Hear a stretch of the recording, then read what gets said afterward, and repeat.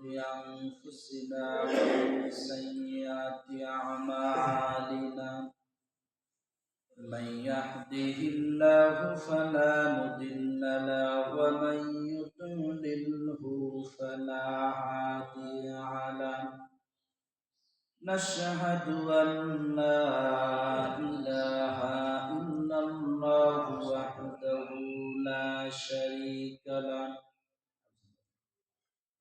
ونشهد أن سيدنا وسندنا وحبيبنا وطبيبنا وطبيب أرواحنا محمدا وعبده ورسوله الذي أرسل رسوله بالحق بشيرا ونذيرا وداعيا إلى الله بإذنه وسراجا وقمرا منيرا فقد قال الله تعالى في كلامه المجيد وفي فرقانه الحميد সকলেই জবান ছেড়ে আমার সঙ্গে বলুন আউযু বিল্লাহি মিনাশ শাইতানির রাজীম বিসমিল্লাহির রাহমানির রাহিম ইন্নাল্লাহা ওয়া মালাইকাতাহু ইউসাল্লুনা আলান নাবী ইয়া আইয়ুহাল্লাযীনা আমানু সাল্লু আলাইহি ওয়া সাল্লিমু তাসলিমা আল্লাহুম্মা সাল্লি আলা সাইয়্যিদিনা মাওলানা মুহাম্মদ ওয়া আলা আলি সাইয়্যিদিনা মাওলানা মুহাম্মদ আমার যত গুনাহ আছে মাফ করে দাও রমজানে দুঃখ ব্যথা ভুলিয়ে দাও এই তো চাওয়া প্রাণপণে আপনারা চান না আল্লাহ পাক সমস্ত দুঃখ ব্যথা সমস্ত গুনাহ মাফ করে দেয়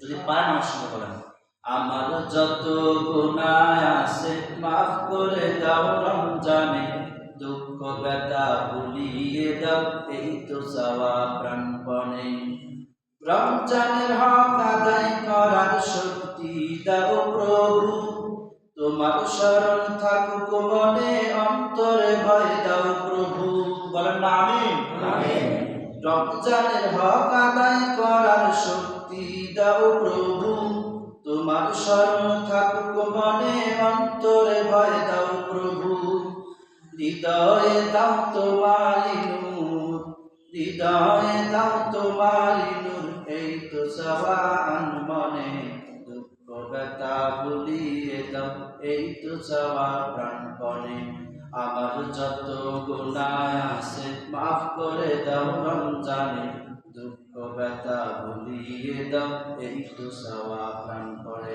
বলেন আমিন আমিন সম্মানিত উপস্থিতি মুআজ্জাজুল ফারুক আপনারা সকলে কেমন আছেন আলহামদুলিল্লাহ আমাদেরকে সুস্থ রেখেছেন কে আল্লাহ রমজানের মধ্যে আমাদেরকে আল্লাহ পাক কোন সাইডে তার ফরজ বিধান পালনে উৎসাহিত প্রদান করতেছেন কে আল্লাহ আমরা খুশি হয়ে সেই মালিকের দরবারে লাখ কোটি শুকরিয়া এবং সুজুদ পেশ করছি যেই মহান মনিব দুনিয়াবী সমস্ত ব্যস্ততাকে উপেক্ষা করে আপনাকে আমাকে ভালোবাসেন বিধায় মসজিদে আসার এবং বসার তৌফিক দিচ্ছেন কথা বলেন ঠিক কি ঠিক আমি আলোচনা শুরু করেছি এরপর যারাই ঢুকবে তারা মসজিদের যে এক্সট্রা একটা সওয়াব এক্সট্রা একটা পুরস্কার পাবে তারা সেই পুরস্কারটা থেকে বঞ্চিত হয়ে যাবে আর যারা আপনারা আগে এসেছেন, আমার আলোচনার শুরু আগে যারা এসেছেন, আপনাদের আমল নামায়, কারো আমল নামায় লেখা হয়েছে একটা কুরবানি সওয়াব,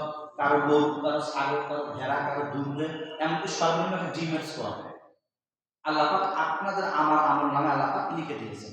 এখন যারা আসবে তারা সওয়াব থেকে বঞ্চিত হয়ে যাবে, শুধুমাত্র আল্লাহর ফরজ বিধানটা তারা বাস্তবায়ন করতে পারবে, ফরজ বিধানটা আদায় করতে পারবে।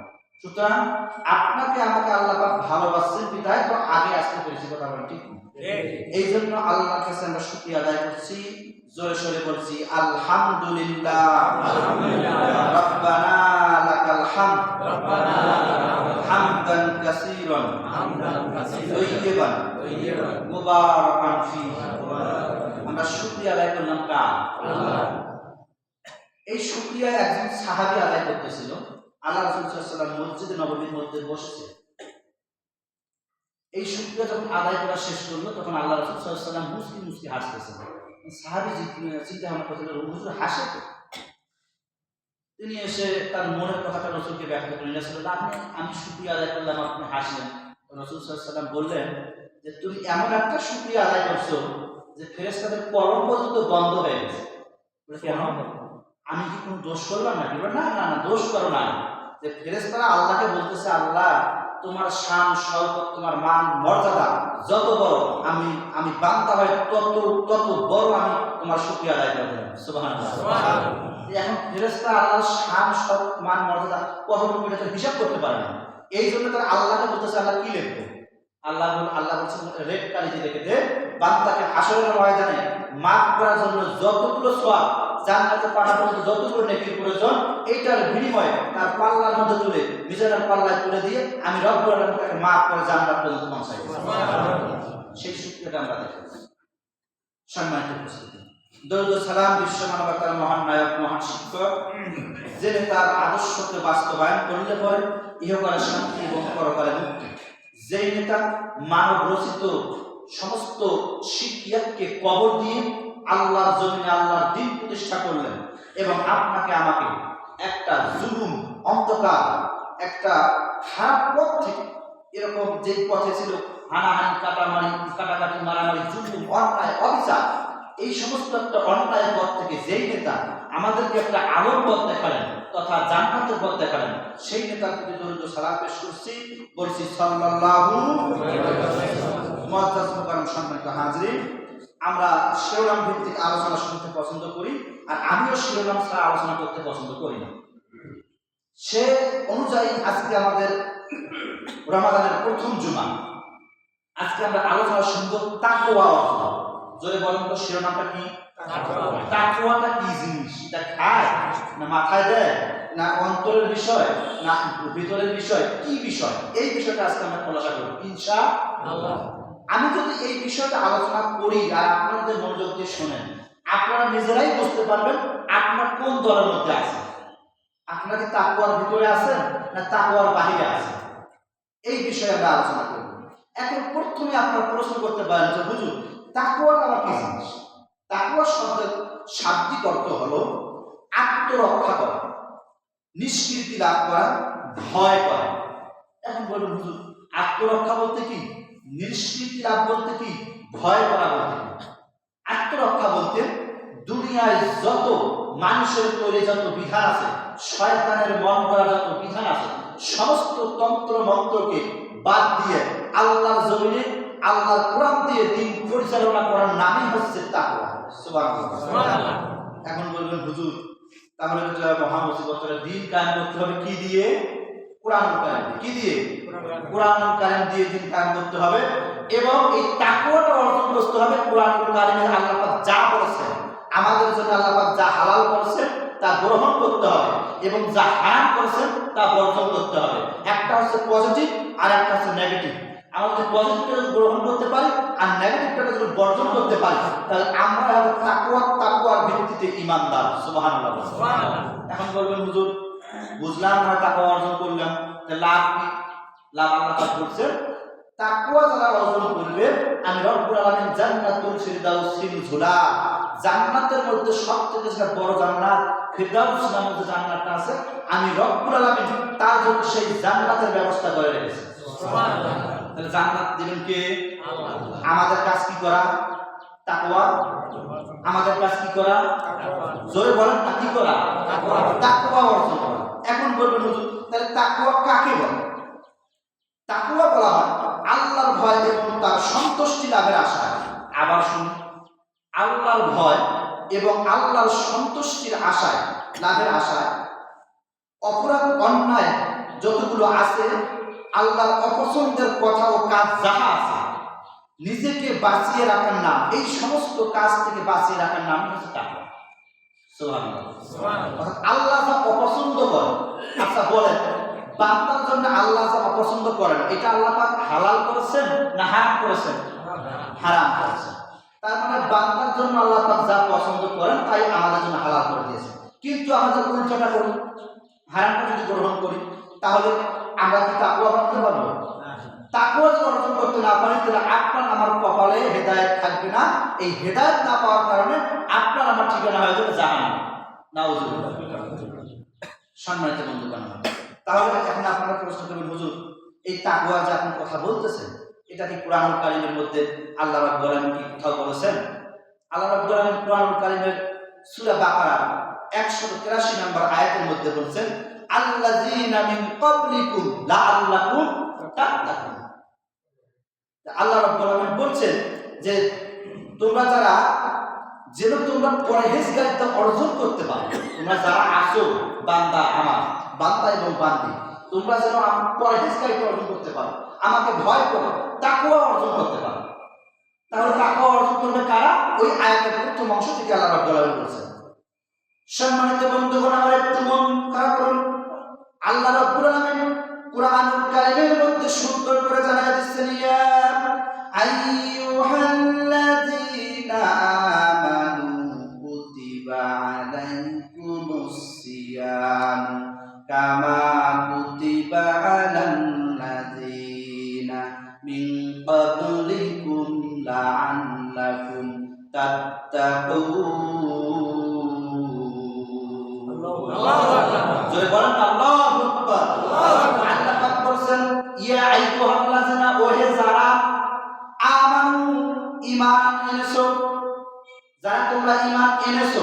আল্লাহ কিন্তু বলে নাই যারা ঈমান আনবে তাদের কথা বলা হয়, বলছে এটা মাঝি পাস্ট টেন্স, যে গত হয়ে গেছে। যারা ঈমান এনেছো আমি তাদেরকে বলছি, আর যারা ঈমান আনবে এই কথা আল্লাহ এখানে মোজার ব্যবহার করে নাই, প্রেজেন্ট টেন্সে ব্যবহার করেন নাই। আল্লাহ পাক পাস্ট টেন্স ব্যবহার করে বলছেন যারা ঈমান এনেছো আমি তাদেরকে বলছি তোমাদের উপর যেমন সিয়ামকে ফরজ করা হয়েছে তেমনই ফরজ করা হয়েছে তোমাদের পূর্ববর্তীদের উপরে, যাতে তোমাদের মধ্যে কোনো সংশয় না থাকে। এখন কেন আমি তোমাদেরকে সিয়ামটা দিলাম, রমাদান মাসটা সিয়ামকে কেন দিলাম? যেন লাআল্লাকুম তাত্তাকুন, যেন তোমরা তাকওয়া অর্জন করতে পারো, তাকওয়ার ভিত্তিতে তোমাদের ঈমানদার হতে পারো। আর তাকওয়ার ভিত্তিতে তোমাদের ঈমানদার হতে পারো আমি রব্বুল আলামিন তোমাদের জন্য স্থান রেখেছি জান্নাত। সুবহানাল্লাহ। তাহলে আমরা কোরআন কারীমের দলিল পাইলাম আল্লাহ পাক ঈমানদারদেরকে বলছে তোমরা তাকওয়া অর্জন করো। আচ্ছা বলেন হিন্দুদেরকে বলছে না, বৌদ্ধদেরকে না, খ্রিস্টানদেরকে না, কাকে বলছে? ইয়া আইয়ুহাল্লাযীনা আমানু, যারা ঈমান আনছে, যারা ঈমান এনেছে আল্লাহ পাক তাকেই বলছেন যে তোমরা তাকওয়া অর্জন করো। এখন ঈমানদারদেরকেই তাকওয়া অর্জন করতে হবে। কেন? ঈমানদার এমন একজন ব্যক্তি, ঈমানদারের চরিত্রটা এমন একটা বিষয়। তাফসীরের কিতাবের মধ্যে আছে একটা সাদা রুমাল নিয়ে আপনি যদি এখান থেকে 1-1.5 মাইল দূরে যদি থাকেন ওই সাদা রুমালটা সাদাই দেখা যায়, কিন্তু সাদা রুমালের মধ্যে যদি একটু কালো দাগ থাকে এটা এখান থেকে স্পষ্ট বোঝা যাবে ওই সাদা রুমালের মাঝখানে একটা কালো দাগ আছে। ঠিক মানুষের চরিত্রটা ওই রকম, মানুষের ব্যবহারটা ওরকম, তাকওয়া ওই রকম। সমস্ত রুমালটা হচ্ছে তাকওয়া। আর এই তাকওয়ার মধ্যে যদি আপনার কোনো ভুল ত্রুটি থাকে এটা স্পষ্ট হয়ে যাবে। তখন মানুষ বলবে কি দেখছো আমাদের মসজিদের ইমাম সাহেব সুদ খায়। আচ্ছা আমার এই চরিত্রের ভিতরে, আমার এই রুমালের ভিতরে একটা কালো দাগ করলো কিনা? করলো। আল্লাহ কিনা দেখলো কিনা? আল্লাহ রাব্বুল আলামিন দেখেছেন যে তুমি যদি তাকওয়া বানাতে চাও, ঈমানদার যদি হতে চাও, তাহলে হারাম যত তন্ত্র মন্ত্র আছে, যত পথ পন্থা আছে সব কিছু পরিহার করে তোমাকে একটা সাদা রুমালের মতো একদম সব তোমাকে থাকতে হবে। এটা কথা কার? আল্লাহ। সম্মানিত বন্ধুগণ আমার, তাহলে আমরা বুঝলাম তাকওয়া আমাদেরকে অর্জন করতে হবে। তাকওয়ার ভিত্তিতে আল্লাহ রাব্বুল আলামিন ঈমানদারকে যাচাই বাছাই করবেন। আপনি যদি তাকওয়া অর্জন করতে যদি পারেন, আজকে যে বিষয়টার উপর আমি আলোচনা করতেছি, এই তাকওয়া অর্জন করতে হবে আপনাকে দুই ভাগ, একটা হচ্ছে পজিটিভ আর একটা হচ্ছে নেগেটিভ। পজিটিভ আপনাকে গ্রহণ করতে হবে, নেগেটিভটা আপনাকে বর্জন করতে হবে। পজিটিভ এটাকে আরবি ভাষায় বলা হয় ইসবাত, আর বোর্ড বইয়ের মধ্যে এসেছে মুসবাত অর্থ। এর অর্থ হলো ইতিবাচক বা হ্যাঁবাচক অর্থ। এই ইতিবাচক এবং হ্যাঁবাচক কোরআনের মধ্যে আল্লাহ পাক বান্দার জন্য যা হারাম করেছে তা গ্রহণ করতে হবে। আর নেগেটিভ হচ্ছে নাবাচক, এটাকে বলা হয় নিজের ভাষায় বলা হয় নফি, এবং বইয়ের ভাষায় এসেছে এটা মানফিক, মানে নাবাচক। এই হারাম জিনিসগুলো আপনাকে বর্জন করতে হবে, তাহলে আপনি আমি তাকওয়ার ভিত্তিতে ঈমানদার হতে পারবেন। সম্মানিত বন্ধুগণ আমার, তাহলে আমরা এক নম্বর আলোচনায় চলে যাই, পজিটিভ। পজিটিভ যেগুলো গ্রহণ করতে হবে, আমি কোরআন হাদিস থেকে যতটুকু গবেষণা করে পেয়েছি ছোট্ট মানুষ, আমি 10টা বিষয় পেয়েছি যে যদি আমরা 10টা বিষয় যদি গ্রহণ করতে পারি তাহলে আমরা হব তাকওয়ার ভিত্তিতে মুসলমান, তাকওয়ার ভিত্তিতে ঈমানদার। আমরা শুনবো তো ইনশাআল্লাহ? ইনশাআল্লাহ। আপনাদের রেসপন্স কমে গেছে কেন? মন খারাপ আপনাদের? না, সামনে আসছে, মজা আছে তো, মজা ছাড়া আমি আলোচনা করি না। এখন হয়তো আলোচনা একটু কঠিন লাগতেছে, যাচ্ছি সহজের দিকে যাচ্ছি ইনশাআল্লাহ।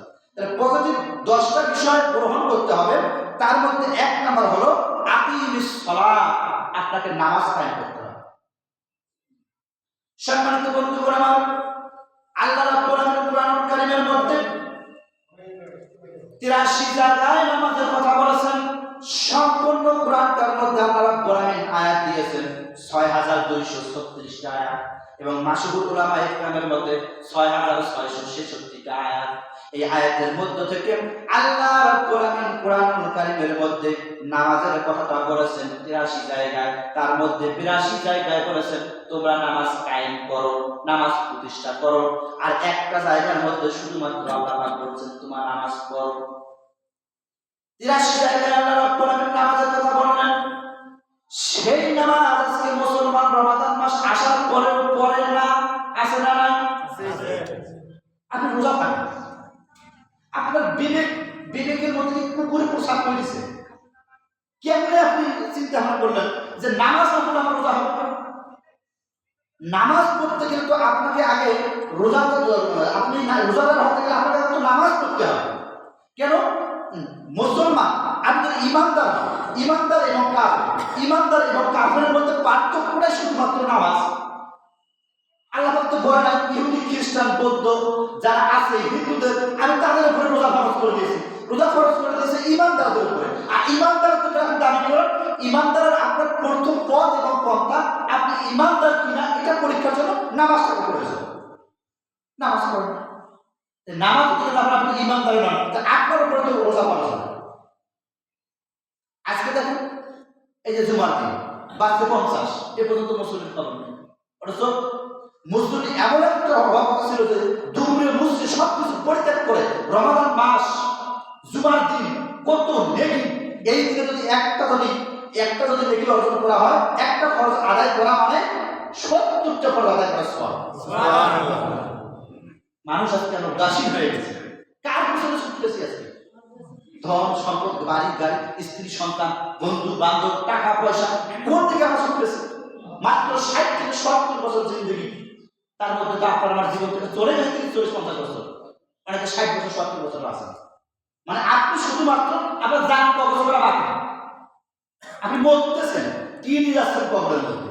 এই রমাদান মাস পাওয়ার পরে যারা নিজের গুণাগুলো জ্বালিয়ে পুড়িয়ে ভস্ম করে দিতে পারলো না, আল্লাহ রাসূল সাল্লাল্লাহু আলাইহি ওয়াসাল্লাম বলেছেন ওর মতো হতভাগা উম্মত আর আমার একটাও নেই। ও হতভাগা, ও জাহান্নাম যাবেই যাবে, এর কোনো ভুল না। এই রমাদান মাস পাওয়ার পরে আমার গুনাহ, কত বড় গুনাহ করেছি, আমি জিনা করেছি, ব্যভিচার করেছি, চুরি করেছি, ডাকাতি করেছি, কত বড় গুনাহ করেছি আমরা। এই মাসে যদি আমরা আল্লাহর কাছে তওবা করতে পারি, আল্লাহ আর জীবনে জিনা করব না, আমি জীবনে সুদ খাবো না, আমি জীবনে ঘুষ খাবো না, আমি অন্যায় করবো না, অবিচার করবো না, মানুষের হক নষ্ট করবো না, আল্লাহ তোমার সঙ্গে শিরক করবো না, আল্লাহ তুমি আমাকে মাফ করে দাও। আল্লাহ বলবেন মাফ করে দেওয়ার জন্য এই প্রথম আসমানে এসে বান্দাদেরকে যাবেন, বান্দা কার কার মাফ লাগবে? গুনাহ কি কারো আছে? এখন বলেন আপনাদের গুনাহ আছে? মাফ চাওয়া লাগবে কার কাছে? আল্লাহর কাছে। যদি মাফ চাওয়া লাগে, আল্লাহ কি মাফ দিবেন না? আল্লাহ যদি মাফ দিবেন না, কেন দিবেন? সূরা ফাতিহার মধ্যে। আর রহমান আল্লাহ পাক ব্যবহার করলেন, আর রহিম শব্দ ব্যবহার করলেন, আর গফফার শব্দ ব্যবহার করলেন আল্লাহ রাব্বুল আলামিন। কেন? তিনি রহমান রহিম। আজকে দেখেন আমরা যদি বাবার কাছে যদি অন্যায় করি, মায়ের কাছে যদি অন্যায় করি, এমন একটা কথা মাকে বলে ফেলেছি, মা কান্নায় জর্জরিত হয়ে গেছে, কিন্তু আমরা একটা সময় গিয়ে মাকে যখন বলি মা আমার ভুল হয়ে গেছে, আচ্ছা বলেন ওই মা মাফ করে না? কি করে? ওই মা ওই বাবা যদি মাফ করতে যদি পারে, সেই আল্লাহ রাব্বুল আলামিন তার রহমতটাকে যদি, তার রহমতকে যদি 100টা ভাগে ভাগ করা যায়, তার মধ্যে 99টা বাদ দিয়ে একটা রহমত, এই একটা রহমতকে আল্লাহ রাব্বুল আলামিন জান্নাতের নহর দিয়ে 4 বার ভর্তি করে দুনিয়ার জন্য পাঠাইছেন। এই যদি হয় মায়ের দিলের মধ্যে যদি রহম, তাহলে আল্লাহর কাছে 100 এখনো আছে, আল্লাহ পাক বান্দার প্রতি কতটা রহম। সুবহানাল্লাহ বলেন না? সুবহানাল্লাহ। আজকে আমাদের হৃদয়গুলো পাষাণ হয়ে গেছে। কি গুনাহ করছি, কি এমন গুনাহ করছি বলুন তো? আল্লাহ মাফ করবেন না? আল্লাহ মাফ করার জন্য বসে আছেন। আল্লাহ বান্দার কাছে, বান্দা তুমি খালি চা আর মাফ করো, কিন্তু তওবা করার মতো তওবা করতে হবে। তুবু ইলাল্লাহি তাওবাতান নাসুহা। আল্লাহ আমি আর কোনোদিনও এই পথে খারাপ পথ আমি পা বাড়াবো না। সম্মানিত বন্ধুগণ আমার, তাহলে নামাজ কায়েম করতে হবে। নামাজ পড়ার কথা আল্লাহ রাব্বুল আলামিন একই জায়গায় শুধুমাত্র বলছেন, নামাজ কায়েম করতে হবে। আপনি নামাজ কায়েম করছেন, আপনি নামাজ পড়েন 5 ওয়াক্ত, কিন্তু আপনার স্ত্রী পড়ে না। আসরের ময়দানে আল্লাহ রাব্বুল আলামিন স্ত্রীকে বলবেন, আপনার বলবেন জান্নাতে যাও, স্ত্রীর সামনে যাবেন, কই যাও? তুমি তো আমার স্বামী ছিলে, প্রয়োজনে তুমি আমাকে তালাক দিতে, পিটাইতে হবে আমাকে, তারপর তুমি আমাকে কেন নামাজ পড়াতে হবে?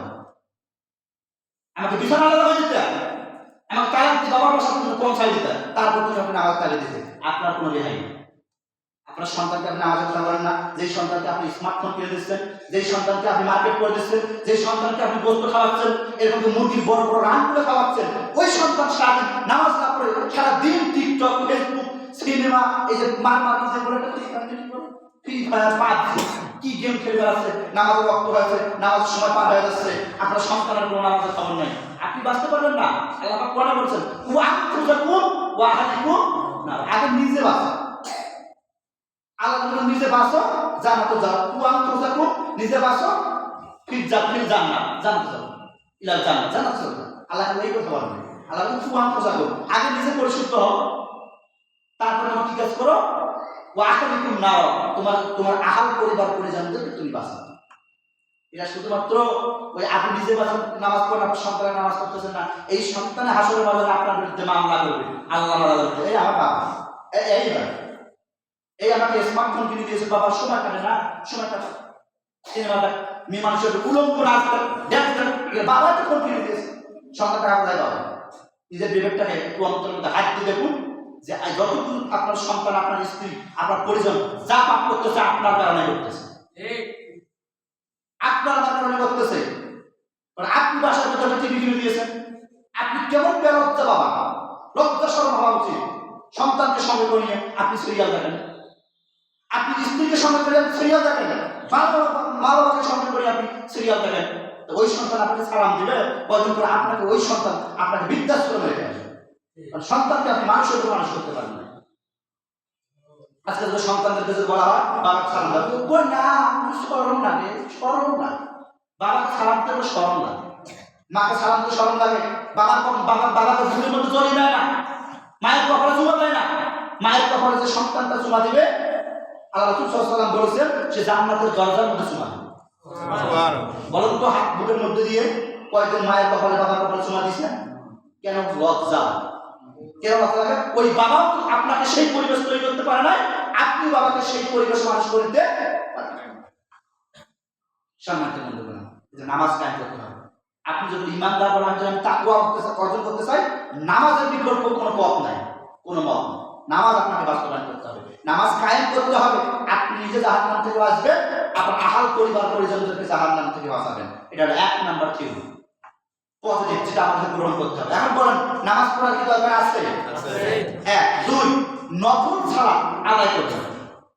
এই যে এখানে আমি একটু কথা বলবো, এই যে আমরা আসি মসজিদে, সালাম ফিরে হুজুর যে আসসালামু আলাইকুম ওয়া রাহমাতুল্লাহ, আসসালামু আলাইকুম, দোয়া তো থাই কোরআনে বকরের কথা, এই সুন্নাত নামাজগুলো হ্যাঁ এগুলো এত বাহির ডাকদা, এত আপনাদের এত ধরতে কেন অবনতি হয়ে গেছে? এত বেধৈর্য কেন আপনার? নফল নামাজ আপনি কি বলতে পারবেন আমার ফরজ নামাজটা কবুল হয়েছে? আল্লাহ নামাজ কবুল করেছে শিওরিটি আছে আপনার? এই ফরজ নামাজের মধ্যে যা ভুল ত্রুটি হবে, যা ত্রুটি হবে, আপনি যদি নফল যদি আদায় করেন, আল্লাহ পাক ওই খরচটাকে দিয়ে ওই যে আপনার নফলটাকে দিয়ে খরচটাকে আপনাকে মেক আপ করে দিবেন, ভুল ত্রুটি আল্লাহ করবেন, মাফ করে দিবেন। আর আপনি কোনো রকম খরচ বুঝতো আর নফলের কোনো খবরই নেই।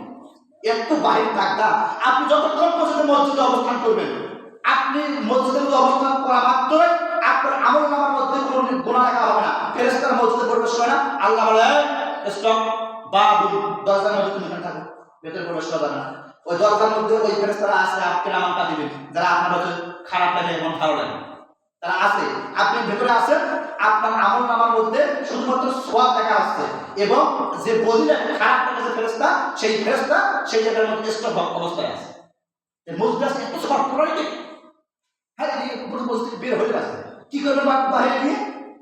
হয় জমিনের মধ্যে যাবেন, ভালো কথা আলহামদুলিল্লাহ, না কোনো একটা হোটেলের সামনে যাবেন, না হলে সিনেমা দেখবেন, টিভি দেখবেন। এখন করে যায় ওই যে টিভি সিনেমা আপনারা দেখবেন, সুন্দর করে যারা নাটক দেখেন, যারা সিরিয়াল করেন, এমনকি সম্পাদকের মহিলাগুলো পড়ে মনে হয় সুন্দর করে বোরকা পরে কালো চশমা পরে আসছে কি আসে? এই যে সামনে দিয়ে একটা কি রন্না বুকের তো খবর নেই, আল্লাহ সফা সফা এত উলো। তাহলে আপনার রোজা থাকে, আপনি কতটা শক্তিশালী করতে চান, এই প্রত্যেকটা অঙ্গ প্রত্যঙ্গের রোজা আছে। সম্মানিত বন্ধুগণ আমার, নফল ইবাদত এই মাসে আমরা বেশি বেশি করে করব ইনশাআল্লাহ। নফল ইবাদতের মধ্যে অন্যতম আপনার কোরআন তেলাওয়াত করতে হবে, কোরআন তেলাওয়াত করতে হবে। এখন এই কোরআন কারিমের মাস, এই মাসে যদি আমরা কোরআন তেলাওয়াত না করি, এই কোরআন হাসরের ময়দানে আপনার আমার জন্য মামলা করবে। কয়টা মামলা করবে? কয়টা মামলা করবে? একটা মামলা করবে। আল্লাহ বলবে আল্লাহ বাকি হিসাব নিকাশ আমি পরে দেব, কিন্তু এই বান্দা আমাকে পরেই নেয়, আর বোঝানো দূরের কথা। কোরআন যদি আপনার আমার বিরুদ্ধে যদি দাঁড়ায়, তাহলে বলেন কোনো রেহাই থাকবে? এই কোরআন আপনাকে জাহান্নাম পর্যন্ত পৌঁছাই দিবে। তুই আমার দুনিয়ার জন্য আমার করিস নেই, আল্লাহ কোরআনের প্রত্যেক আয়াতে নাযিল করছে ইকরা, আমার সাথে আল্লাহ বলছে ইকরা করো, কিন্তু আপনি আমি করি না। আল্লাহ রাব্বুল আলামিন কোরআনের সেই সাক্ষ্য গ্রহণ করে আপনাকে আমাকে জাহান্নাম পর্যন্ত পৌঁছাই দিবে কোরআন তেলাওয়াত না করার কারণে। বোঝার কথা না পড়ে বলুন। আর এই কোরআন যদি আপনি যদি পড়তে পারি, যদি বুঝতে পারি, এই কোরআন আপনি আমি আপনার আমার নামাজের কোনো নেকিও যদি না থাকে, তো জাহান্নামের ঠিকানা যদি হয়ে যায়। কোরআনের সঙ্গে যদি আপনার আমার যখন মহব্বত থাকে, এই কোরআন আপনার আমার পক্ষে আল্লাহ রাব্বুল আলামিন আদালতে সাক্ষ্য দিবে, আল্লাহ আপনার বান্দা আমাকে পড়েছে, বুকে লালন করেছে, অন্তর দিয়ে ভালোবেসেছে, তোমার জমিনে দিন প্রতিষ্ঠার সংগ্রামের জন্য এই কোরআনকে সামনে থেকে নেতৃত্ব দিয়েছে। আল্লাহ তুমি তোমার এই বান্দাকে মাফ করো। আল্লাহ পাক কোরআনের সেই সাক্ষ্য গ্রহণ করে আপনাকে আমাকে মাফ করে আল্লাহ বলেন আপনাকে আমি জান্নাত পর্যন্ত পৌঁছাই। সেই কোরআনের সঙ্গে সম্পর্ক আবার আমরা বড় বড় কথা বলি, কোরআনের রাজনীতি দিয়ে দেশ চলবে না, কেমনে আমার বুঝে আসে। এরা কি মুসলমান? কোন মুসলমান কি বলতে পারে কোরআন দিয়ে রাজনীতি চলবে না? আচ্ছা, আল্লাহ রাসূল সাল্লাল্লাহু আলাইহি ওয়াসাল্লাম কত বছর রাজনীতি করছেন কে বলতে পারবেন? কয় বছর? 10 বছর। কত বছর? 10 বছর। 40 বছরের কিতাব পাইলেন, 40 বছর থেকে 53 বছর পর্যন্ত মক্কায় কাটাইলেন। আল্লাহর কাছে রাষ্ট্র ক্ষমতা চাইছেন, আল্লাহর কাছে না। নবী রাষ্ট্র ক্ষমতায় মক্কায় হবে না। কেন? মক্কার জমিনে ওই তদানীন্তন সময়ে 13 বছরের দাওয়াতে মাত্র মুসলমান হয়েছিল 171 জন। কয়জন? 171 জন মুসলমান হয়েছিল। আর তদানীন্তন সময় মক্কার জমিনে কাফেরের সংখ্যা ছিল 1000-এরও বেশি। তাহলে বলেন 171 জন আর 1000 জন, ওই জায়গার মধ্যে কি রাষ্ট্র ক্ষমতায় মুসলমান যাওয়া কথা? তাহলে আল্লাহ পাক বললেন নবী মক্কার জন্য থাকার দরকার নাই, মক্কা থেকে হিজরত করে মদিনায় চলে যাও। মদিনার জমিনের লোকেরা তোমাকে সাধারণ সম্ভাষণ জানানোর জন্য রেডি আছে। তুমি ওখানে যাওয়া মাত্রই কোরআন আইন বাস্তবায়ন হবে, তুমি হবে প্রেসিডেন্ট। সুবহানাল্লাহ, সুবহানাল্লাহ। এই যাওয়ার সঙ্গে সঙ্গে প্রেসিডেন্ট হন নাই। 53 বছর থেকে শুরু করে 23 বছর পর্যন্ত রাষ্ট্র ক্ষমতায় ছিলেন 10 বছর। কয় বছর? 10 বছর। চালাইছেন কি দিয়ে? আল্লাহ কোরআন দিয়ে দেশ চালাইলো, দেশের মানুষ শান্তিতে বসবাস শুরু করে দিল, গোটা পৃথিবীতে শান্তি বিরাজ করলো। কিন্তু মুসলমান, বাংলাদেশের মুসলমান এই মুসলমান বলতেছে না কোরআনের রাজনীতি চলবে না। মির্জা ফখরুল ইসলাম আলমগীর বলে নাই যে কোরআন রাজনীতি চলবে না, বিএনপির আরো অনেকগুলো বলে নাই কোরআন রাজনীতি চলবে না। সুতরাং যারা কোরআনের বিরুদ্ধে যারা আজকে ষড়যন্ত্র করতেছে, রাষ্ট্র ক্ষমতা যারা কোরআন দিলে আজকে যারা পিছপা হচ্ছে, আওয়ামী লীগ যেমন করে বাংলার জমিন থেকে ধ্বংস হয়ে গেছে, বিএনপি যদি কেউ বলে যে বাংলার জমিনে কোরআন দিয়ে দেশ পরিচালিত হবে না, বাংলার জমিনে কোরআন সংসদ যাবে না, ওরাও আয়োজন কালে ওরাও বাংলার জমিনে অধপতন হয়ে যাবে। কথা বলেন ঠিক কিনা? আমাদেরকে এনাদেরকে এখন চিহ্নিত করতে হবে। যারা বলবে কোরআন দিয়ে রাজনীতি চলবে না, যারা বলবে কোরআন ওয়ালার ক্ষমতা যাবে না, কোরআনের বিরুদ্ধে যারা 144 জারি করবে, এরকম করে যেখানে কোরআন মাহফিল হয় সেখানে আজকে বাধা দিচ্ছে।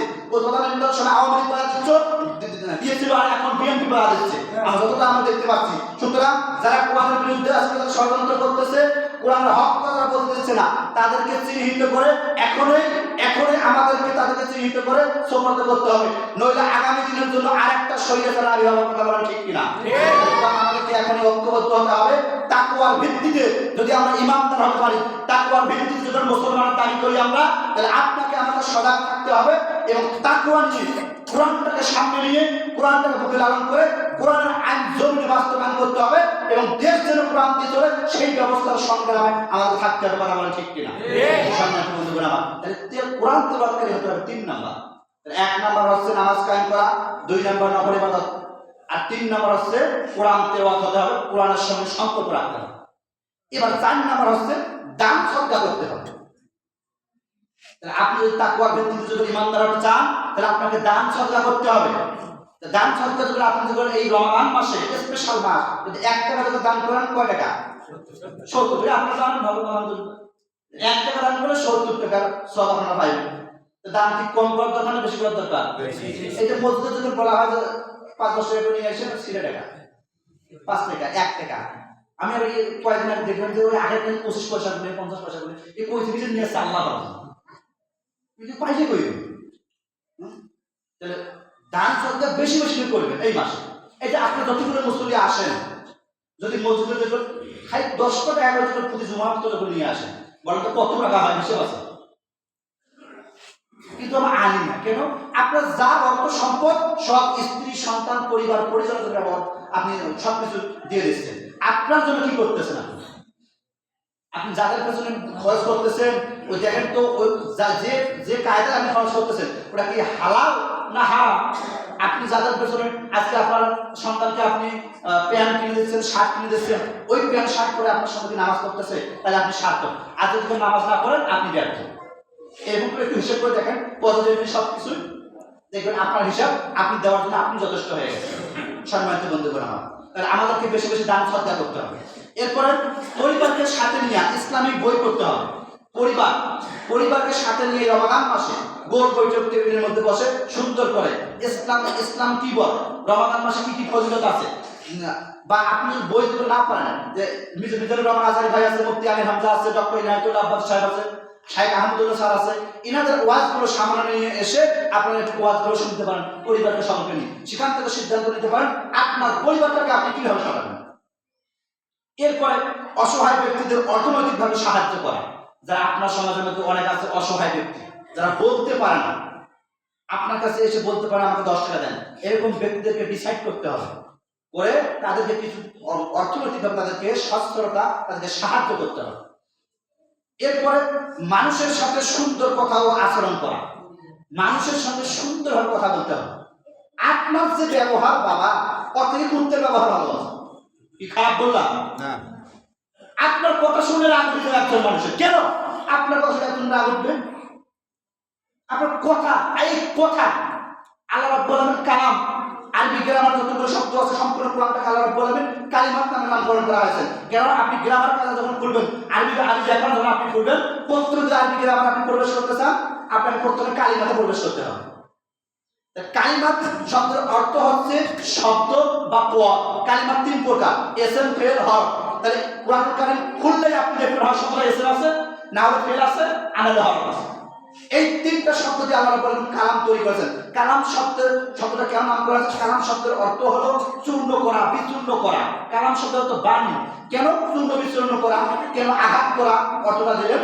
যার অর্থ হলো মানুষ যেহেতু কথার দ্বারা, একটা মানুষকে পিটালে যে আঘাতটা পায় না, কথার দ্বারা সেই আঘাতটা পায়। কথা ঠিক কিনা?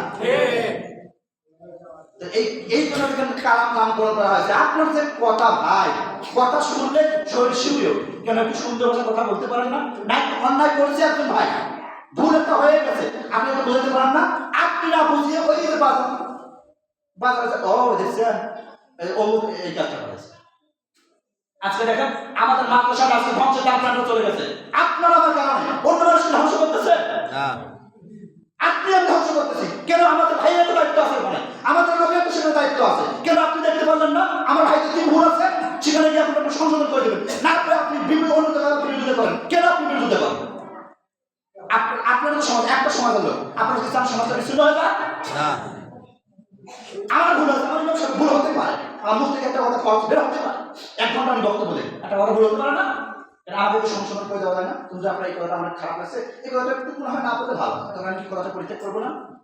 সভাপতি সেক্রেটারি কেশিয়ার ভুল বলতে পারে, তাদেরকে বলতে হবে যে ভাই এইভাবে কাজ না করে এভাবে করে ভালো হয়। কিন্তু ওরা যাহা করে তারও বিরোধিতা আপনি করেন। কেন করেন? এই মসজিদের মাদ্রাসার প্রতি এত বিরোধিতা, আপনার কোনো কাজ নাই, কাজ করতে দেখেন না, এই ভালো করতে এত বাধা দেন। আপনার পরিবারে যান, আপনার পরিবারে এই সমস্ত করেন। আপনি মসজিদ মাদ্রাসাটাকে নিয়ে আপনি কথার দ্বারা এমন কিছু করতেছেন যাতে আমাদের ইসলামটাকে ধ্বংসের দিকে চলে যাচ্ছে। আমি শুনতে পাইলাম যে আমাদের মসজিদে প্রায় 2 ভাগের মতো হয়ে যাচ্ছে। কেন এই পরিস্থিতি? কেন?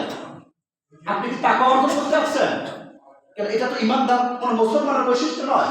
আবু বকর ওমর ওসমান আলীর মধ্যে কোনো ফারাক ছিল না। আল্লাহ রাসূল সাল্লাল্লাহু আলাইহি ওয়াসাল্লাম দুনিয়াকে সবাইকে জামাআত করতে করার জন্য এসেছেন। আপনি আমি মানুষের সঙ্গে কি একটা কথা বলি, একটা সুন্দরভাবে কথা বললে মানুষ খুশি হয়ে যায়। আপনি যে কথাগুলো বলেন আল্লাহ রাসূল সাল্লাল্লাহু আলাইহি ওয়াসাল্লাম সুন্দর করে তার উম্মতদেরকে বলে দিয়েছেন, উম্মতরা রে, হাসরের ময়দানে তুমি যখন উঠবা, তোমার আমলগুলো যখন আল্লাহ রাব্বুল আলামিন তোমার সামনে দিয়ে বলবে ইকরা কিতাবাকা কাফা বিনাফসিকা, ও বান্দা তোমার আমলগুলো তুমি পড়ো, তোমার আমল পড়ার জন্য তুমি নিজেই যথেষ্ট। ডায়েরি খুলে দিবেন, কিতাব খুলে দিবেন, পড়বেন, দেখবেন আমলনামার মধ্যে শুধুমাত্র সাদা পৃষ্ঠা। আল্লাহ আমি হজ করলাম, হজ কই? আল্লাহ আমি যাকাত দিয়েছি, যাকাত কোথায়?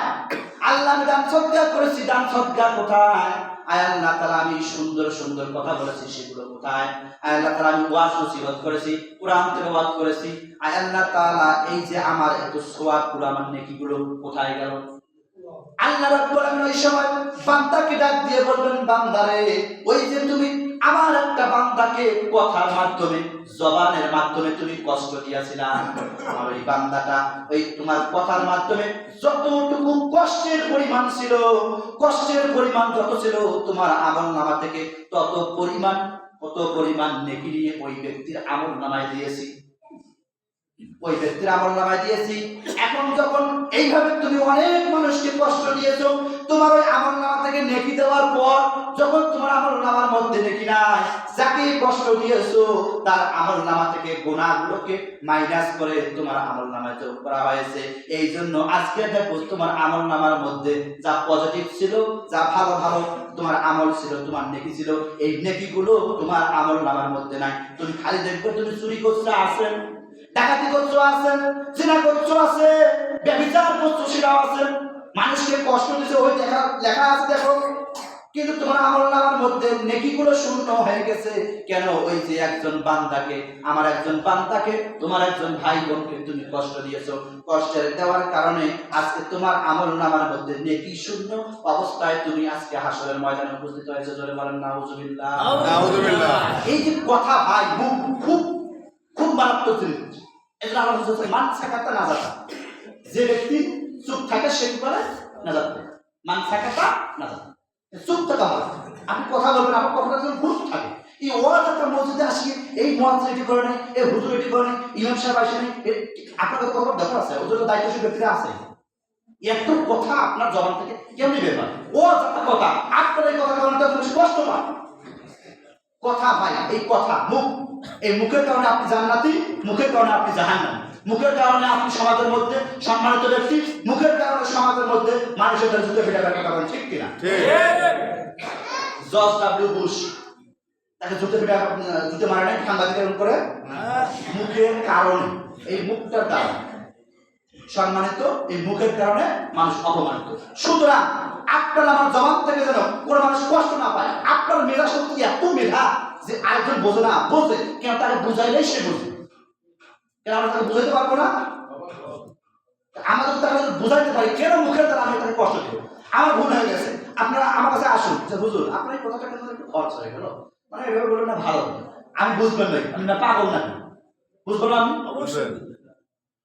এইটা বলার পর আমিও খুশি, আপনিও খুশি। এই যে আপনি আমাকে সুন্দর পরামর্শ দিচ্ছেন, এই পরামর্শ দেওয়ার কারণে আল্লাহ রাসূল সাল্লাল্লাহু আলাইহি ওয়াসাল্লাম বলছেন, আবু দাউদের হাদিসের মধ্যে এসেছে যে আল্লাহ রাব্বুল আলামিন এই মানুষকে সুন্দর পরামর্শ যে দিবে আর সুন্দর পরামর্শ অনুযায়ী লোকে যদি চলতে পারেন, আল্লাহ পাক তার আমলনামায় উমরা করার একটা সওয়াব দিয়ে দিবেন। সুবহানাল্লাহ। আর ওই ব্যক্তিটা ভুলের পথ থেকে বের হয়ে এসে যতদিন পর্যন্ত ভালো কাজ করবে, আল্লাহ যতদিন ভালো কাজ করবে, ওই ব্যক্তির আমলনামায় ততদিন পর্যন্ত সওয়াব চাইতেই থাকবে। আর এই যে না করে একজন মানুষটা করছে, একটা মসজিদের একটা কাজ করছে, কবরস্থানের কাজ করছে, মাদ্রাসার কাজ করছে, আর লোকেরা পরিশ্রম করছে, এই যে কিছু করে না, অন্তত এই দিক থেকে তো আপনাকে আমাকে একটু নম্র হয়, তাকে ভালো পরামর্শ দেওয়া দরকার, ভালো উপদেশ দেওয়া দরকার, নামে একটু ভালো হলো। হ্যাঁ না আমি তো দায়িত্ব পেলাম না, আমার তো দায়িত্ব না, তার কাছে এই দায়িত্বটা খুব মারাত্মক জিনিস। এই দায়িত্বটা খুব মারাত্মক, একটু সেদিক হয়ে যায়, আল্লাহর আদালতে আপনাকে দাঁড়িয়ে যেতে লাগবে। আল্লাহ তো আপনাকে বাঁচাই দিয়েছেন যে আপনাকে মসজিদের সভাপতি বানান নাই, আপনাকে সেক্রেটারি বানান নাই, আপনাকে কেশিয়ার বানান নাই, আপনাকে তো বাঁচিয়ে গেছে। আপনার কাছে দায়িত্ব আসবে পুরো সমাজের মধ্যে যা আকাঙ্ক্ষিত ভাবে আপনার আমলনামা লেখা রাখবে। আপনি বাঁচিয়েছেন না? সম্মানিত বন্ধুগণ আমার, তাহলে আমাদেরকে মানুষের সাথে সুন্দর কথা ও সুন্দর আচরণ দেখাতে হবে। সম্মানিত ভাই আমার, এরপরে দোয়া কবুলের সময়গুলোতে পরিবারকে সঙ্গে করে নিয়ে দোয়া করব। দোয়া কবুলের সময়গুলোতে পরিবারকে সঙ্গে করে নিয়ে আমরা দোয়া করব ইনশাআল্লাহ। বিশেষ করে ইফতারের পূর্ব মুহূর্তে আপনার পরিবারকে সঙ্গে করে নিয়ে হাত তুলে আল্লাহর কাছে যা চাওয়া, বাড়ি গাড়ি ধন সম্পদ, সুন্দরী নারী, সুন্দরী বাড়ি, একটা টাকা পয়সা যা আছে সঙ্গে সঙ্গে কবুল করবেন কে? আল্লাহ। এরপরে অপরকে ইফতার করাবেন। অপরকে কি করাবেন? ইফতার করাবেন। কেন? আপনি ইফতার করতেছেন সওয়াব, আর একজন সাহায্য থেকে যে সওয়াবটা পাইল, আর ইফতার করার কারণে সেই সওয়াব আপনার আমলনামাও লেখা হবে। কিন্তু যাকে ইফতার করেন তাই যদি মনে হয় আমার সওয়াব নিয়ে নিল না, তার সব ঠিকই থাকবে। তাহলে আমার মনে করেন শহরে 10-12 এক জায়গায় ইফতার করতে বসছি, এর খেজুর ওর খেজুর আমি তুলে দিতে পারি না? পারি কিনা? এখন মুখে তুলে দিলাম, সমস্যা কি? এই যে মুখে তুলে দিচ্ছেন খেজুর বা কোনো একটা খাবার আপনার মুখে তুলে দিচ্ছেন, আপনার প্রতি সে কৃতজ্ঞ হয়ে গেল, আপনার প্রতি নম্র হয়ে গেল, আপনার প্রতি রাগ ক্ষোভ যা ছিল সেগুলো আল্লাহ রাব্বুল আলামিন দূর করে দিল। এই যে একটা ভাই ভাই একটা বন্ধন, আর মুসলিমরা একওয়া, প্রত্যেকটা মুসলমান পরস্পর ভাই ভাই রূপান্তর হয়ে গেল। সুবহানাল্লাহ বলবেন না? সুবহানাল্লাহ। না পায় খালি ঘুরতে ঘুরতে ইয়ে করে ঘুরতে কাউকে মসজিদে বাইরে করা যায়, মানুষের বাইরে তো ওই দিন পুরো বাবা একটা ঘুরতে ঘুরতে মুসলমানের তো কিসের ঘুরতে ঘুরতে আপনারা তো বিরোধিতা করতেছে, আপনার বিরোধিতা একজন করতেছে, আপনি আপনার কানের মধ্যে আছে না, আপনি তার বিরোধিতা করবেন না। আপনি সুন্দর করে তাকে ফোন দেন বা তাকে ডাকেন, আপনার বাসায় দাওয়াতে ডেকে সুন্দর করে তাকে বলেন, ভাই আমি এই কাজটা করছি, এত বড় খারাপ করছি, তো না করো, তাহলে আমার এই নামে এই কথাটা কেন বলবেন? ওই লোকটা কান ধরে তওবা করে জীবনে আপনার বিরুদ্ধে ষড়যন্ত্র করবে না। করি এরকম? আর ওই করছে না, দাঁড়া অন্য আবার উল্টা কোনদিন তো তাকে আমার একটা চা খাওয়াইনি যে ভাই চা একটা খাই বসি, কি হয়েছে ভাই একটু বলো, এই কথা না বলে যায়, সমাধানের পথ না খুঁজে আমরা আরো শত্রুতার দিকে যাই। এটা তো নবী রাসূলদের কাজ নয়, এটা তো সাহাবায়ে কেরাম তো কোনো কাজ নয়। আমাদের তো সুন্নাহ করে চলতে হবে ভাই। আমার কথা বলতে বুঝতে আপনার কষ্ট হচ্ছে? এর নাম হচ্ছে তাকওয়া। তাকওয়া হয়, তাকওয়ার উপর কথা বলতেছে। এরপরে আপনি সাহরি খাবেন। সাহরের মধ্যে আল্লাহ রাব্বুল আলামিন অনেক নেকি এবং অনেক বরকত থেকে দিয়েছেন। আপনি আশেপাশে তাদের সাহরের সঙ্গে উঠবেন, আশেপাশে একটু খোঁজ খবর নেবেন, কে খাইলো কে খাইলো না। আপনার শত্রু যদি হয় সেই তাকে দাওয়াত দেন, তাকে খাওয়ান, দেখবেন আপনার প্রতি শত্রুতা নাই, শত্রুটা অলরেডি চলে গেছে। তাহলে আমি আলোচনা করলাম পজিটিভ যা গ্রহণ করতে হবে এরকম 10টা। এই 10টা যে আমরা গ্রহণ করতে পারি, আমি আবার রিপিট করতেছি, একটু মনোযোগ লাগান, মোবাইল থেকে রেকর্ড করে নিতে পারেন, খাতা কলম থেকে লিখে নিতে পারেন। নাম্বার 1 নামাজ কায়েম করতে হবে। নাম্বার 2 নফল সালাত আদায় করতে হবে। নাম্বার 3 কোরআন তেলাওয়াত করতে হবে। নাম্বার 4 দান সাদকা করতে হবে। নাম্বার 5 পরিবারকে সাথে নিয়ে ইসলামিক বই এগুলো পড়বেন অথবা ওয়াজ নসিহত শুনবেন। এরপর নাম্বার 6 অসহায় ব্যক্তিদের অর্থনৈতিকভাবে সাহায্য করবেন। নাম্বার 7 মানুষের সাথে সুন্দর কথা ও আচরণ করা। নাম্বার 8 দোয়া কবুলের সময়গুলোতে পরিবারকে সঙ্গে করে নিয়ে আপনি দোয়া করবেন। নাম্বার 9 অপরকে ইফতার করাবেন। নাম্বার 10 আপনি সাহই খাবেন এবং আপনার শত্রু মিত্র যারা আছে তাদেরকে দাফা খাওয়াইলে আপনার ভিতরে ওই শত্রুর ভিতরে মহব্বত তৈরি করবেন কে? আল্লাহ। এই 10টা আপনাকে আমাকে গ্রহণ করতে হবে। এখন সমাজ থেকে বাদ দিতে হবে কি? এই করে গ্রহণ করবেন আর বাদ দিতে হবে আপনাকে 8টা জিনিস আপনাকে বাদ দিতে হবে। কয়টা? 8টা। টাইমের দিকে দেখছেন, টাইমের দিকে কেউ দেখেন না, আমার দিকে দেখান। নেগেটিভ যেগুলো আপনাকে বর্জন করতে হবে, মানফি নফি যেগুলো আপনাকে বাদ দিতে হবে, সে এরকম আছে হলো 8টা। ধরে বলেন কয়টা? 8টা আপনাকে পরিত্যাগ করতে হবে। 1 নাম্বার, হারামের আশেপাশে যাওয়া যাবে না। এখন বলুন হারাম কি? ওটা খায় না মাথাতে। হারামটা কি জিনিস? এখন হারামের জন্য ফতোয়া যদি দিতে যায় তাহলে তো মহা মুসিবত।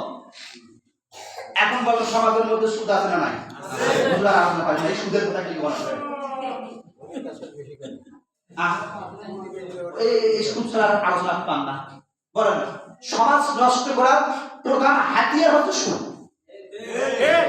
কেন? গরিবেরা আরো শোষিত হয় আর ধনীরা আরো বড়লোক হয়ে যায়। এই গরিবেরা বড়লোক দিতে দিতে শেষ হয়ে যায়। সারা জীবন রিক্সা চালায়, অটো চালায়, ভ্যান চালায়, কাজকর্ম করে, এরা ওদেরকে দিতেই শেষ। কারণ নেয় 10,000 টাকা, মাসে দেওয়া লাগে 1,000 টাকা। বুঝছেন না? তাহলে এই যে সুদ সহ যা হারাম বিষয় আপনারা কিন্তু বোঝেন যে এটা হারাম, তারপরে আপনি খান, কারণ তার মানে আপনার মধ্যে তাকওয়া নাই, আপনি মুসলমান হতে পারেন নাই। আপনি হচ্ছে মুসলিম বাবা মুক্তি খাই পেট দিবে, এটা হলো মুসলমান নয়। আসলামা ইউসলিমুল ইসলামা আবুয়া মুসলিমুন, মুসলিম হওয়া লাগবে, আত্মসমর্পণকারী আপনাকে হতে হবে। এরপরে 2 নাম্বার, মিথ্যা বলা পরিহার করা। এখন বলেন গুনার মাও কেটা? যে মিথ্যা কথা বলতে পারে, আমি হুজুর হতে পারি, যে কেউ খালি লক্ষ্য করবেন মিথ্যা বললো মানে বুঝতে হবে আরো পাপ কাজ করে। মিথ্যা বললো মানে আরো পাপ কাজ করে। এখানে আমি ব্যাখ্যা দিচ্ছি না, সামনে দিকে যাচ্ছি। এরপরে চুরি করা যাবে না। আপনি যদি চুরি করে নিয়ে আসে যে রমাদান মাসে ইফতার যদি করেন, ইফতার কবুল হবে না, যখন সাহায্য করেন কবুল হবে না। এখন দেখেন আপনার ইনকামের ভিতরে চুরি আছে না, এটা লক্ষ্য করবেন।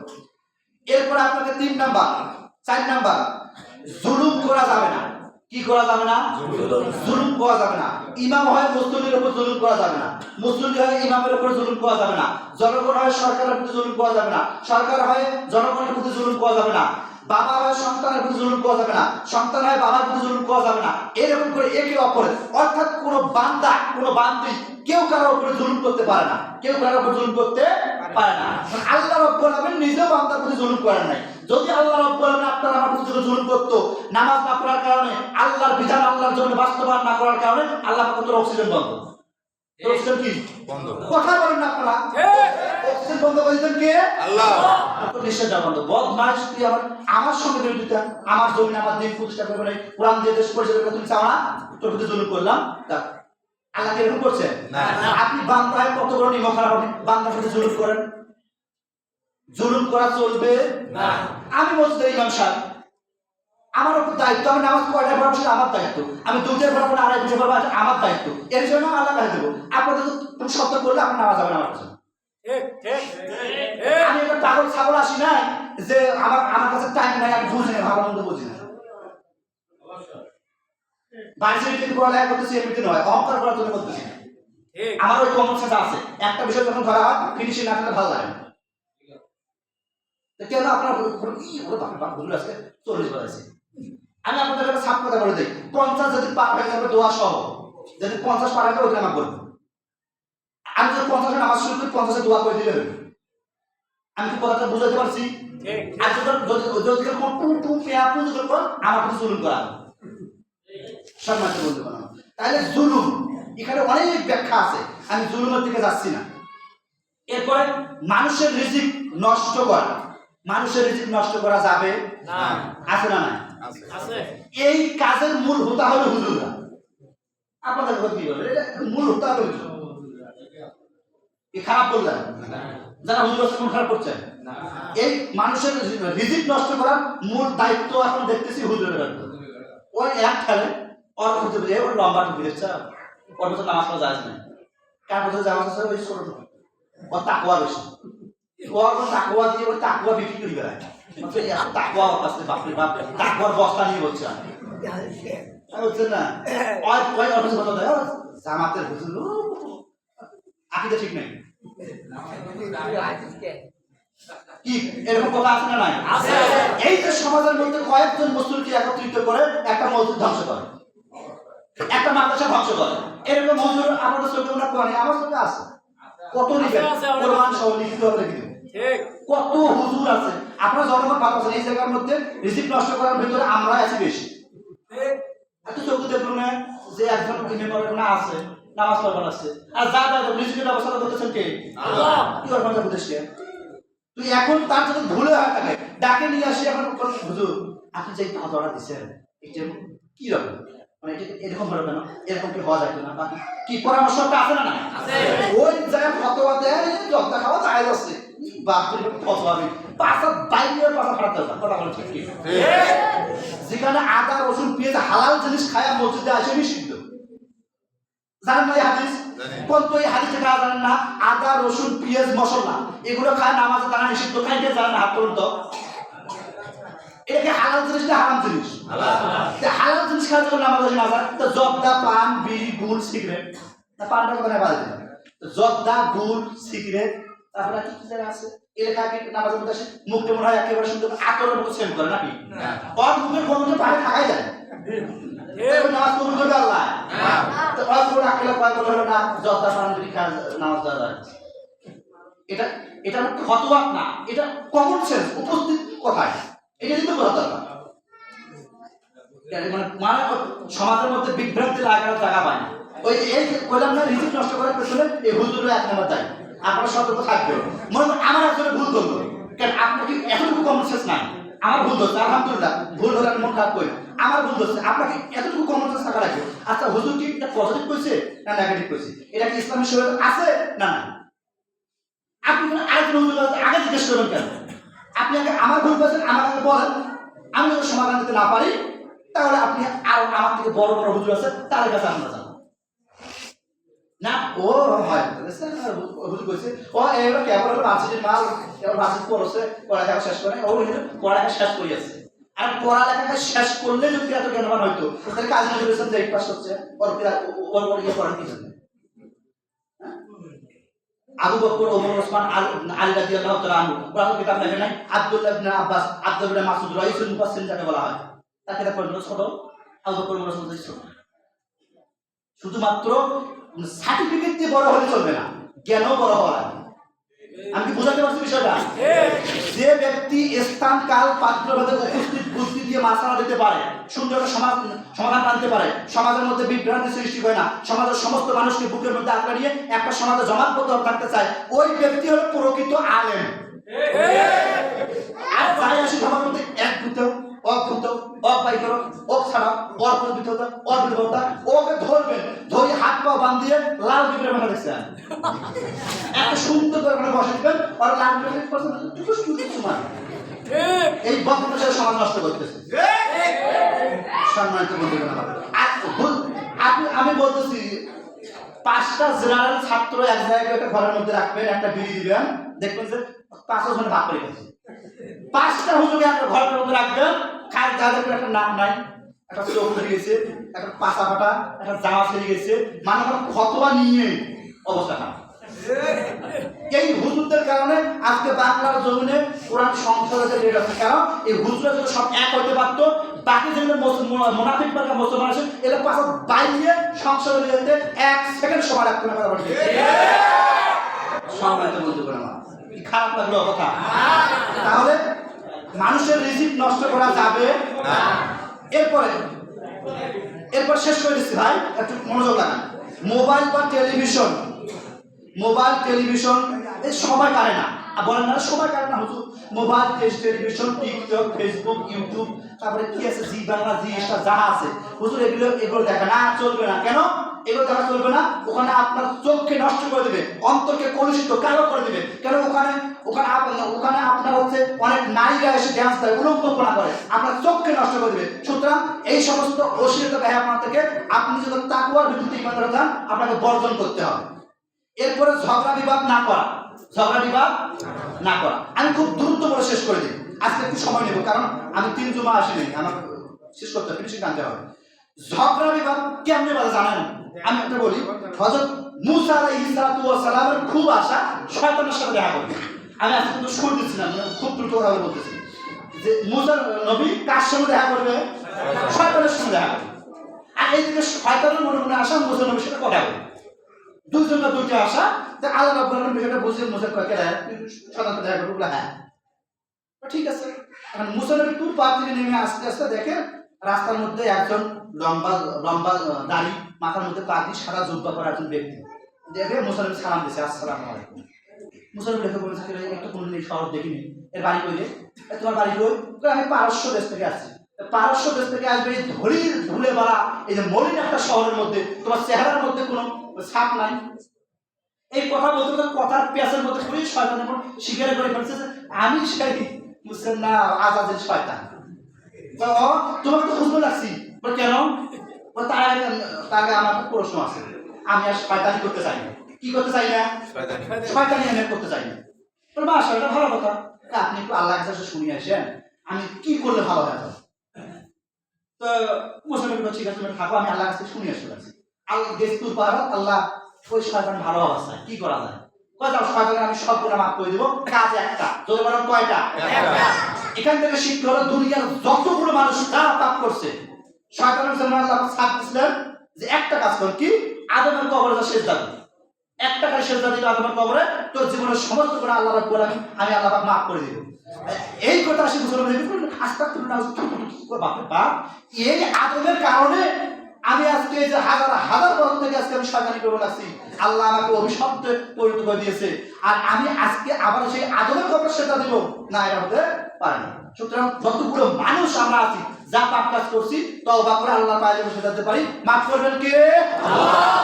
এখন মুসা আলাইহিস সালাতু ওয়াস সালাম কবর আছে যে তোমার তো প্রশ্ন তুমি পাইছো, আমার যে একটা মনে একটা আকাঙ্ক্ষা আছে, কি? যে আমার খালি একটাই প্রশ্ন, এই সমাজের মধ্যে তুমি ঝগড়া বাজাও কেন? ভাইয়ে ভাইয়ের দ্বন্দ্ব, মা ছেলে দ্বন্দ্ব, বাপ বেটার দ্বন্দ্ব, এর সাথেও দ্বন্দ্ব, পাড়া প্রতিবেশীর দ্বন্দ্ব, হুজুরের সাথে মুসল্লির দ্বন্দ্ব, মুসল্লির সাথে ইমামের দ্বন্দ্ব, এরকম করে খালি দ্বন্দ্ব আর দ্বন্দ্ব, কেমনে বাজা কত? শয়তান মুসকি মুসকি হাসে। ভাই শোনেন, আমি যা করবো আপনি খালি দেখবেন, কোন কথা বলবেন বুঝছেন? এখন শয়তান খপ করে মুসা নবীর হাত ধরছে, তাই না? চলো নিজে একটা মিষ্টির দোকান থেকে একটু দূরে, তারপরে এখন রাখিয়ে শয়তান মিষ্টির দোকান থেকে একটু দূরে একটা মিষ্টি নিয়ে আসে মুসা নবীর সামনে ফেলাই দিচ্ছে। কেন? মুসা নবীর কোনো কথা বলা যাবে না, শয়তানের কথা বলা যাবে না, খালি দেখতে বলছে। এখন দেখতে বলছে মুসা নবী আমার সাথে ইন্নাল্লাহা মা'আস সাবিরিন, কি হয়? এই একটু পরে মুসা নবী লক্ষ্য করলো যে ওই মিষ্টিকে ধরার জন্য, মিষ্টিকে খাওয়ার জন্য কি আসছে? জোরে বলো, কি আসছে? পিঁপড়ে আসছে।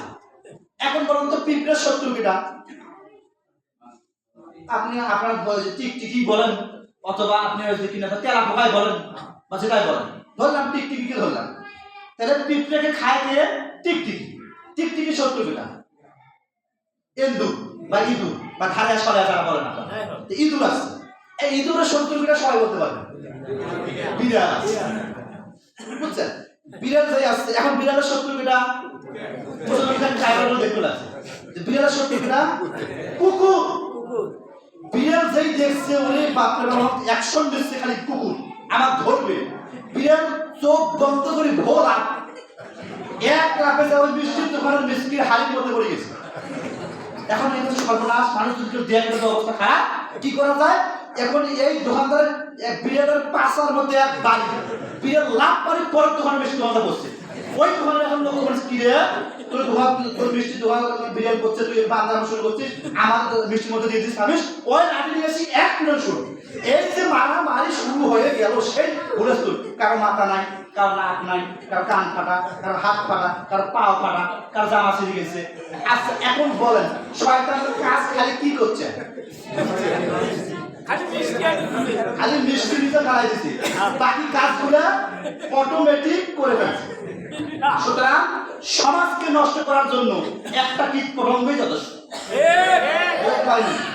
একটা কিটেই যথেষ্ট সমাজকে নষ্ট করার জন্য, সমাজকে ভাঙার জন্য, সমাজকে দ্বিখণ্ডিত করার জন্য একটা কিটেই যথেষ্ট। কেন? শয়তান প্রত্যেকটা মানুষকে দিয়ে ওয়াসওয়াসা দেয় না, শুধুমাত্র মিষ্টি একটু ফেলাই দিছে। এই মিষ্টির কারণে যেমন বিশৃঙ্খলা সৃষ্টি হয়ে গেছে, একটা সমাজ নষ্ট হয়ে গেছে, মারামারি কাটাকাটি রক্তপাত হয়ে গেছে। সুতরাং একটা মানুষ পারে, একটা কিটেই পারে একটা সমাজকে নষ্ট করতে। সেখান থেকে আপনাকে আমাকে যদি সতর্ক যদি আমরা না থাকতে পারি, তাই সমাজটাকে বিশৃঙ্খলায় পরিণত করতে কথা বলেন, ঠিক কিনা? মিষ্টি খেলা। সম্মানিত বন্ধুগণ আমার, লাস্ট আরো কথা ছিল, এরপরে গীবত না করা। গীবত না করা, আমরা গীবত করব না। গীবত যে করে, গীবত করা মাত্রই আপনি আপনার মৃত্যু হয়ে গোস্ত আপনি ভক্ষণ করলেন, পেটের মধ্যে আপনি ঢোকালেন। সুতরাং রমজান মাসে গীবত করলেন, গোস্ত খাইলেন, আর বলেন দিনের বেলা পর আহার করলে রোজা আছে না গেছে? দলিল দলিল কোথায় আছে? দলিল সূরা আহজাবের মধ্যে আছে। ওখান থেকে সুন্দর করে দেখতে পারবেন। আল্লাহ পাক সেখানের মধ্যে বলছেন, তোমরা কি তোমার মৃত্যু হয়ে গোস্ত খাইতে পছন্দ করো? তোদের পছন্দ তোদের তোমাকে গীবত করো, তাহলে তোমরা অপছন্দ করো বিধায় তোমার গীবত করো না। সুতরাং গীবত থেকে আপনাকে আমাকে দূরে থাকতে হবে। এরপরে আরো ছিল আলোচনা যে এই তাকওয়া, তাহলে 10টা আমাদেরকে গ্রহণ করতে হবে, 8টা আমাদেরকে পরিহার করতে হবে।